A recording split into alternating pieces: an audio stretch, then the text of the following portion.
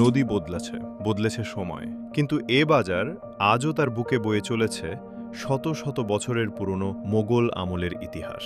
জানলে অবাক হবেন, পুরনো এ বাজারকে বলা হয় এশিয়ার অন্যতম বৃহত্তম গ্রাম্য বাজার, যা ৪ শতাব্দীরও বেশি সময় ধরে তার ঐতিহ্য ধরে রেখেছে।